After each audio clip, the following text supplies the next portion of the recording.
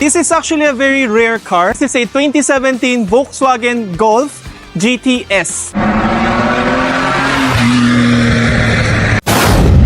Hi guys! Welcome to another episode of Tiger Garage. So this is another done project here. This is actually a very rare car. This is a 2017 Volkswagen Golf GTS. Bakit? Kasi meron siyang parang hatchback sa likod. So, it's more like a tourer. Anong pinagawa ni client? I think nakikita niyo na sa video, kakaiba yung kulay niya. This is a stock color white. Nagpakabit si client sa amin ng Tiger Film PPF na matte finish. Walang kulay actually yung PPF pero matte lang siya. Makikita nyo, lumabas yung parang kanyang lahat ng linya niya. Super rugged yung linya niya. Super macho siya tignan ngayon. And then, maliban sa PPF na pinagawa ni client, pinapalitan din clear tint lang itong mayari. So, actually, the owner just bought this car. Dating tint niya is clear tint. Sabi ni client, ayoko ng clear tint, nakikita ko sa loob eh. Gusto ko yung maharang yung init and then hindi ako nakikita. So nilagyan natin ng Tiger Film na magnetron scooter tint, super high heat resistant and hindi siya kita sa loob. And then ano pa ginawa natin sa labas? Pinalitan din natin ng calipers. So this is a very rare car. Super rare din hanapin yung kanyang parts. Nagkataon lang, meron si Tay Racing. So this is a Chinese brand caliper. Sabi ni client, kaysa sa mag-fake ako ng Brembo's,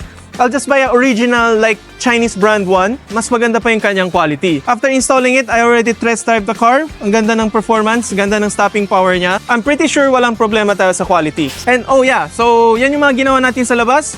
Sa loob naman, in-install na natin ng carbon fiber na shift knob and also in-install na natin ng silver na side mirrors. This is mostly for the newer models. Gusto ni client na ganito yung puro matte na yung buong car niya kaya napa-install din siya ng silver na side mirror. So ayan. If you guys are interested in this service or this item or any other of our items or services, just give us a message and let us make it happen. Thank you guys for watching and let us see you next time. Goodbye!